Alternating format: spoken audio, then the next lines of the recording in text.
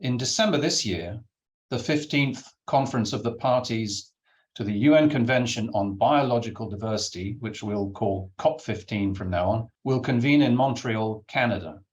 China has retained its role as president of the conference, but the venue will now be in Canada.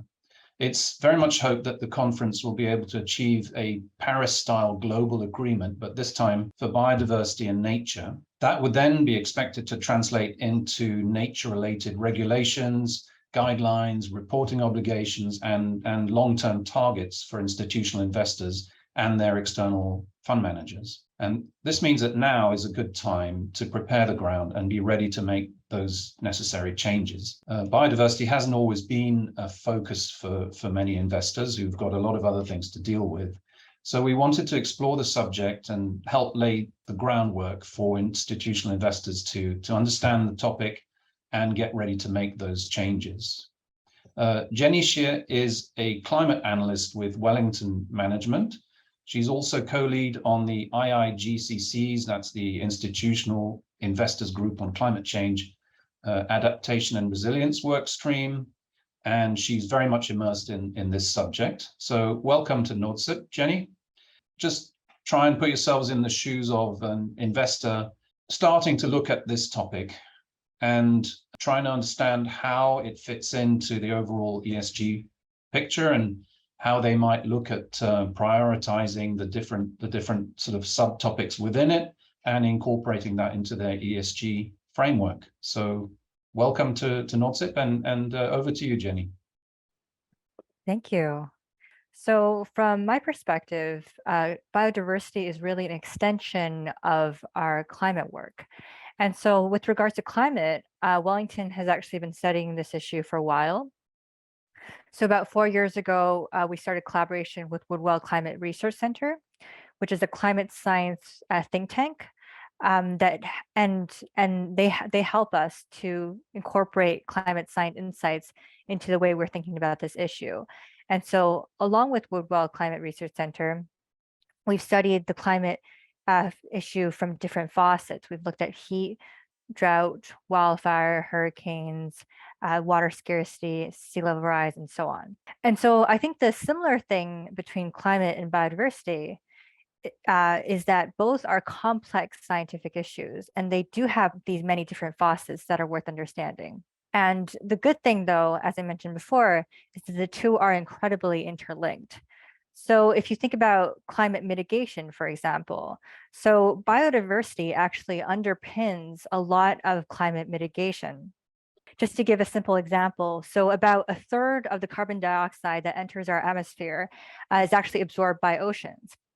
And the mechanisms of which our oceans are able to absorb this carbon dioxide are actually underpinned by biodiversity, because it's the microscopic organisms of the ocean, being zooplankton and phytoplankton, that actually absorb the carbon dioxide from the atmosphere and sink it deep into the ocean, creating this kind of carbon sink for the ocean. So for example, there's been research that shows that threats to this biodiversity in the oceans, whether this be ocean plastics or ocean heat waves, can actually impact the carbon absorption rate of oceans. And so even though on the surface, it seems like climate and biodiversity are two separate topics, you'll find that a lot of times the underpinnings of the way our Earth system works and how our climate stability is ensured is actually based on these biodiversity dynamics. So in reality, I think biodiversity is really integral to climate research and climate action as investors. And so we really can't really think about the two so separately. So thank you, Jenny. Would you be able to elaborate a little bit on how nature-based solutions and nature in general links in detail to the various different aspects of the climate biodiversity link that you mentioned? Absolutely. So in literature, there's this concept called the Climate Biodiversity Nexus.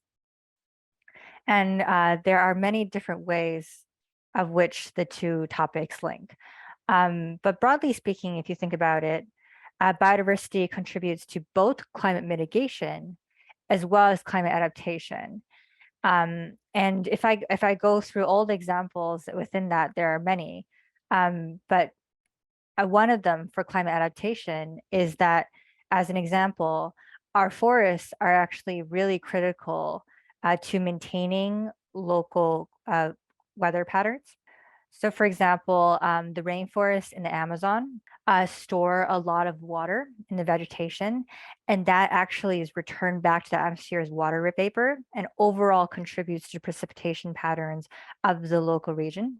And so if you think about sustained deforestation, one of the issues associated with sustained deforestation is that that could lead to long-term drying and desertification of the surrounding area.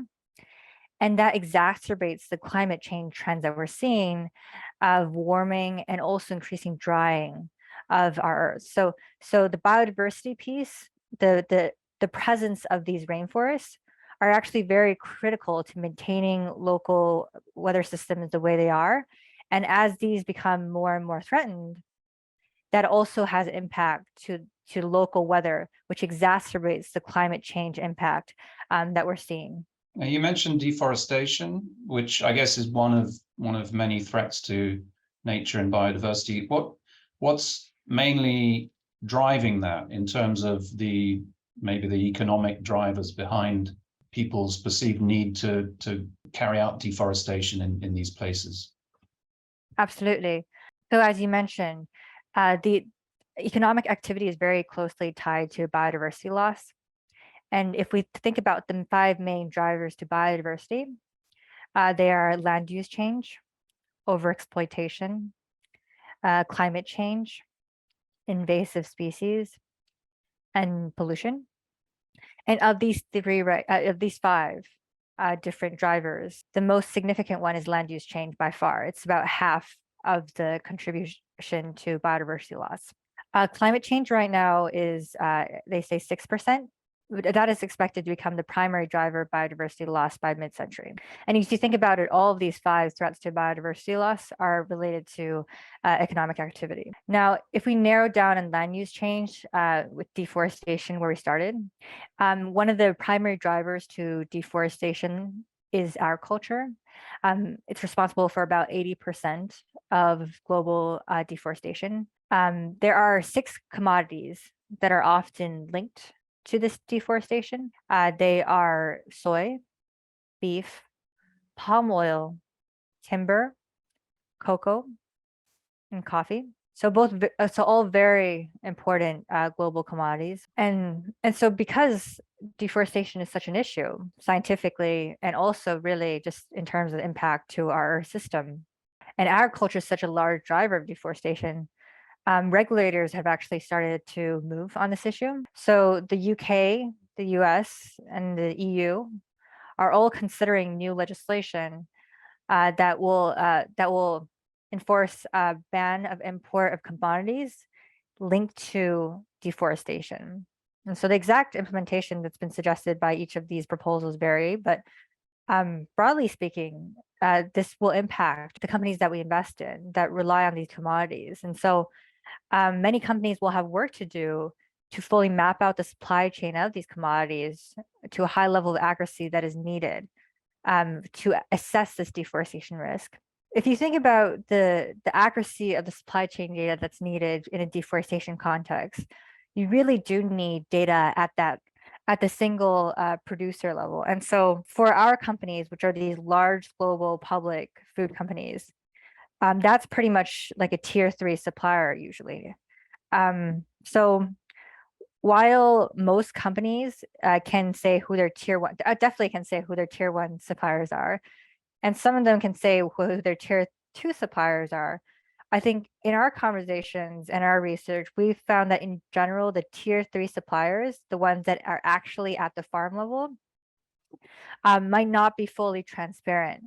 It doesn't really seem like companies necessarily always have that information in-house.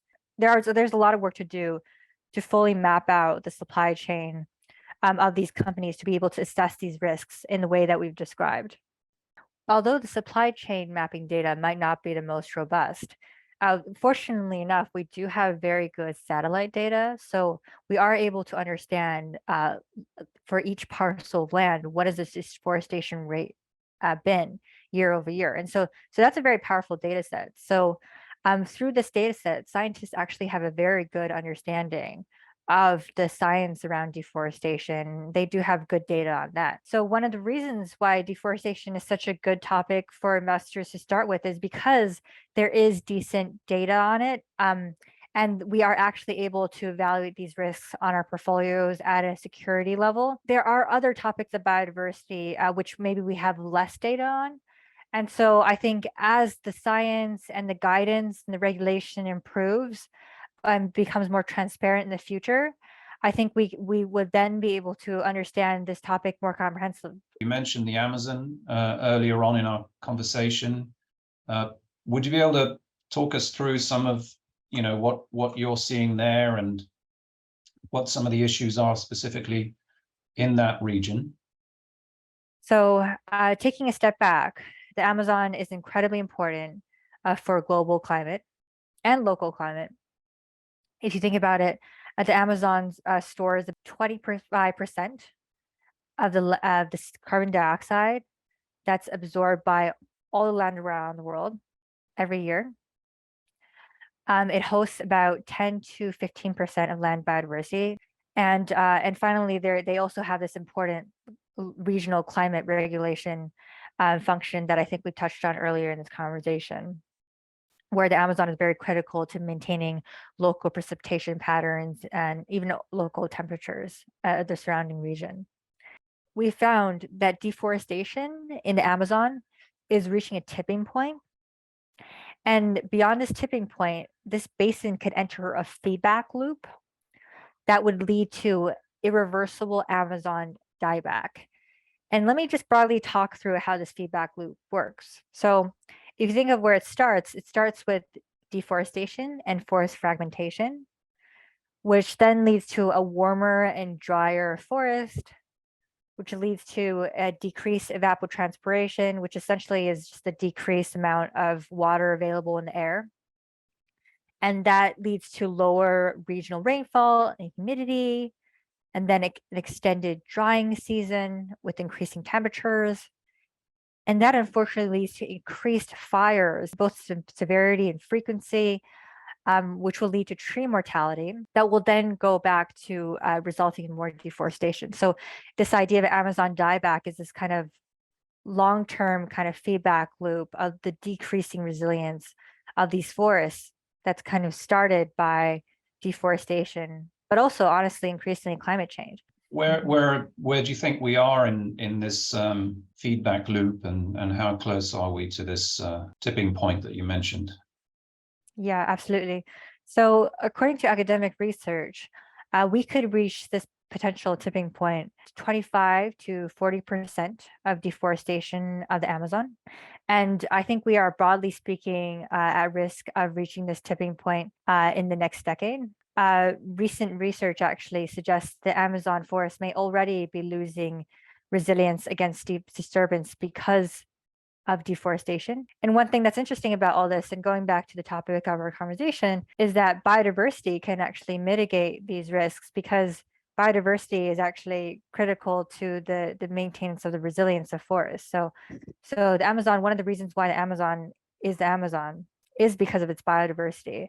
And so as we deforest and degrade the land, that really does present a large threat to the forest long term. How does this kind of high level risk, I guess, how does it translate to companies at portfolio level? So if you're an investor and you're wanting to do the right thing and position your portfolio to have perhaps a positive impact on these negative threats that you've just explained very clearly.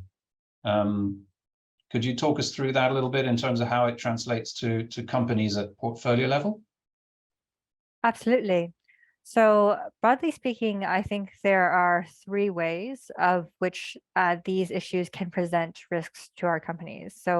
And investments. And one of them is reputational risk. So companies can be targeted by campaigns and held accountable for managing and due diligencing for deforestation risks. the first one, that headline risk. The second one is operational risk. So because biodiversity loss does have a negative impact to land productivity, you can imagine that that could actually have a later impact to companies that operate in the agricultural space, as an example. That's the second one. And the third one, regulatory risk.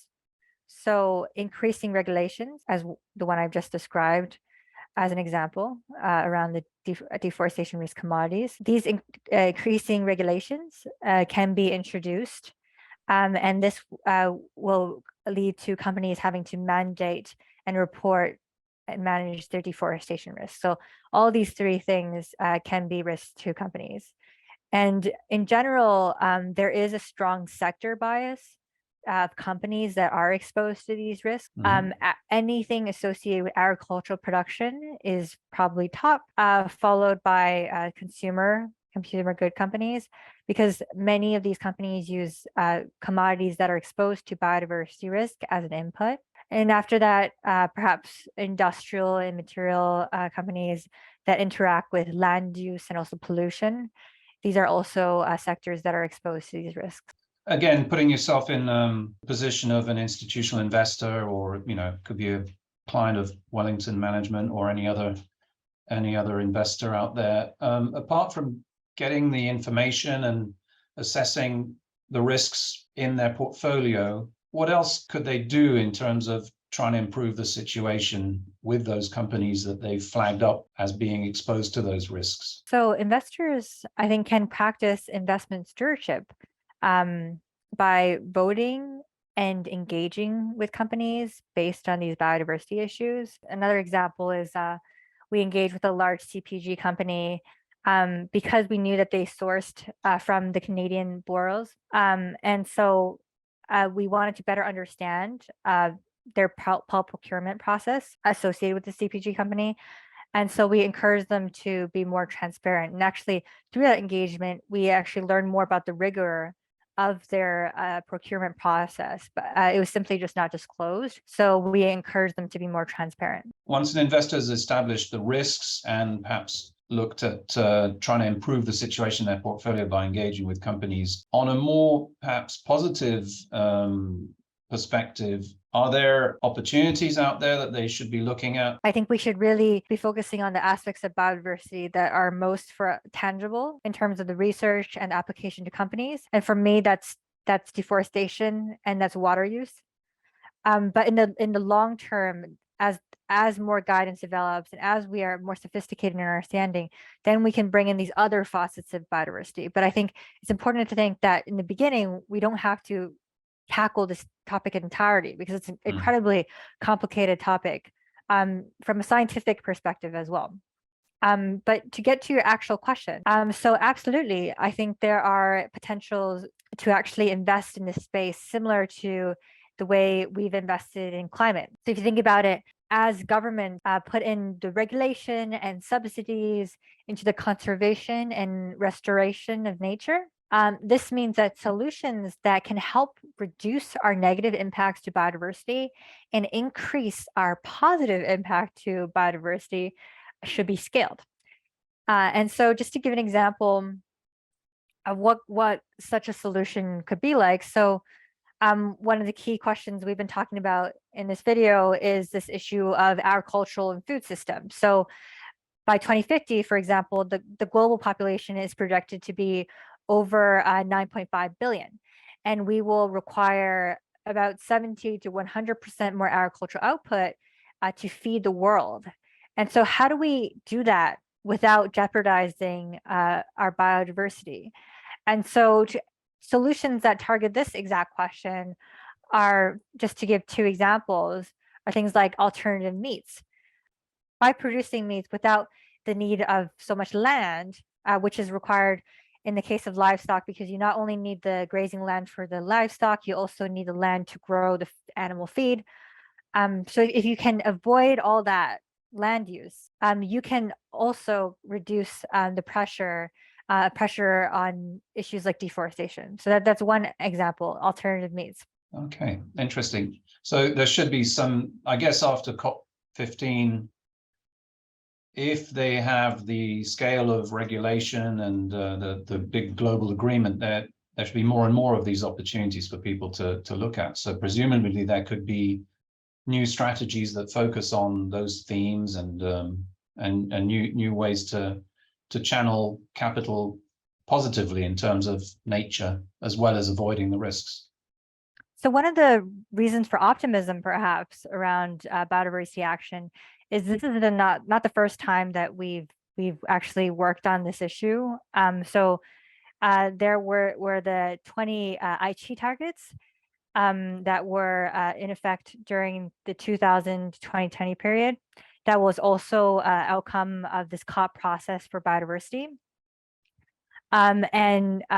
During that time, land use preservation actually increased from, I think, 10% to at least 15% between the 2000 period and 2020 period.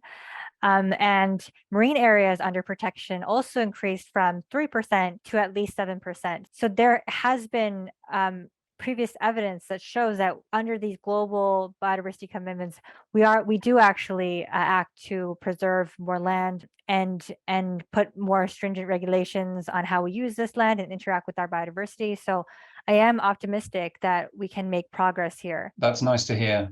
There's a lot to worry about in terms of sustainability. So I think that's probably a good optimistic note to finish on. So Jenny, thank you very much for talking us through the subject. I think it's a really good way to kind of get investors off to a good start in terms of understanding the high level themes and then drilling down into how that affects them as an investor and what things they can do to manage the risks, and also the potential opportunities that this whole subject matter brings up. And I guess it's a case of watch this space. Presumably Wellington will be working further on the topic and trying to work that into the strategies that you offer. Of course, and very excited to continue doing this research.